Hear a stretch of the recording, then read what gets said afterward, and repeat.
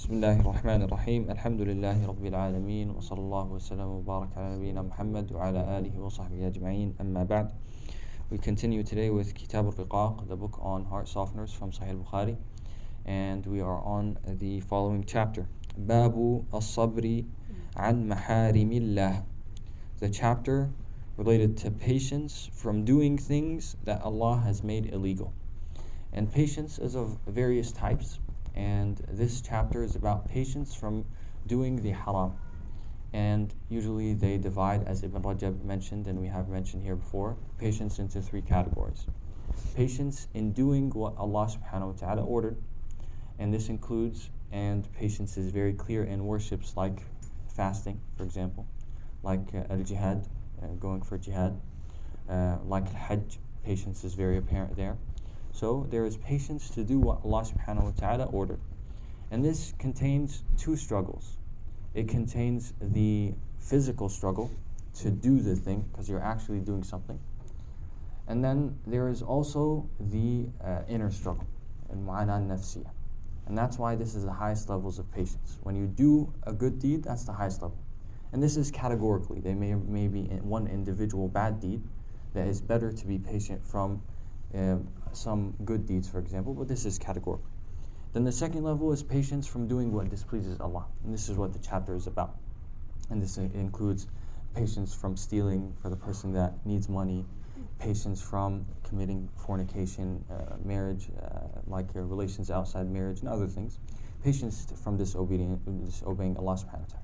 Then the third level, and this second level, which is disobedience, the patience in it, the struggle in it is an inner struggle. There isn't something you're doing. It's just abstaining. That's why it was the second level. And again, this is categorically. There may be one bad deed, restraining yourself from it is better than some good deeds. The third level is patience when it comes to hardships that happen, like Allah's decree, being patient with Allah's decree. And this, of course, is also apparent. But here, why was it the third level?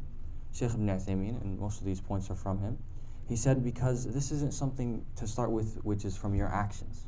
Yani you can't, it's not something that you do that you, for example, a relative dies. That's not of your action. You can't do anything about that. It's just something that happens. So that's why it was the third level of patience, because you have nothing to do with it. Here in Imam Albukhari, he started the chapter with إِنَّمَا يُوَفَّى الصَّابِرُونَ أَجْرَهُمْ بِغَيْرِ حِسَابٍ.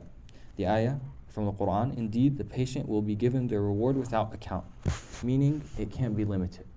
Every good deed you do, it's 10 to 700 good deeds in the reward. But patience is something that is so rewarded by Allah subhanahu wa ta'ala to the point where there is no account for it. The reward is so great. Then he mentioned the statement of Umar, وَقَالَ عُمَرْ وَجَدْنَا خَيْرَ عَيْشِنَا بِالصَّبْرِ. Umar said, we found the best of our life with patience. And this is a great wisdom. And it deserves to be, you know how they put these pictures and they put quotes in it. This deserves to be put into that. This statement from Umar ibn Khattab. And the wisdoms from the earlier generations should be spread amongst people. And this is a great wisdom, because the person that has patience, he's always content with life, whatever happens to him. The person without patience, he might lose it if he gets any sickness, or a person dies, or he loses his money. But the person with patience, he's always happy in life. You want happiness in life? Be patient. Then he mentions two hadiths in this chapter. The first is the hadith of Abu Sa'id al-Khudri radiyallahu anhu, and inshallah we'll read this one, maybe the second one, depending. أخبره أن أناسا من الأنصار سألوا رسول الله صلى الله عليه وسلم فلم يسأله أحد منهم إلا أعطاه حتى نفد ما عنده فقال لهم حين نفد كل شيء أنفق بيديه ما يكن عندي من خير لا أدخره عنكم وإنه من يستعف يعفه الله ومن يتصبر يصبره الله ومن يستغني يغنه الله ولن تعطوا عطاء خيرا وأوسع من الصبر.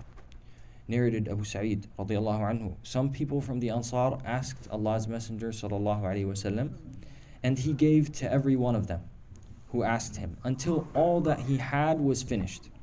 When everything was finished and he had spent all that was in his hand, he said to them, know that if I have any wealth, I will not withhold it from you to keep for somebody else. And know that he who refrains from begging others, or here they commented, or doing prohibited deeds, Allah will make him contented and not in need of others. And their comment is suitable for the statement from the hadith. And he who remains patient, Allah will bestow patience upon him. And he who is satisfied and content with what he has, Allah will make him self-sufficient. And there is no gift better and more vast you may be given than patience. And this is the point where Imam Albukhari put this hadith in this chapter. We won't comment much on that. The hadith is clear, inshallah. We'll just read the second hadith. It is the hadith of Al-Mughira bin Shu'bah radiyallahu anhu. يقول كان النبي صلى الله عليه وسلم يصلي حتى ترم أو تنتفخ قدماه فيقال له فيقول أفلا أكون عبدا شكورا. Narrated Al-Mughira ibn Shu'bah radiyallahu anhu, the Prophet sallallahu alaihi wasallam used to pray so much that his feet used to become swollen. And when he was asked as to why he prays so much, he would say, "Shall I not be a thankful slave to Allah?" And the title is about patience from disobeying Allah. What is the relation? Imam Bukhari is noting that there are other types of patience. And amongst that is what the Prophet ﷺ used to do of obeying Allah subhanahu wa ta'ala. And there's another thing that relates to the title, which is the fact that you abstaining from disobedience is contingent on you filling your time with obedience.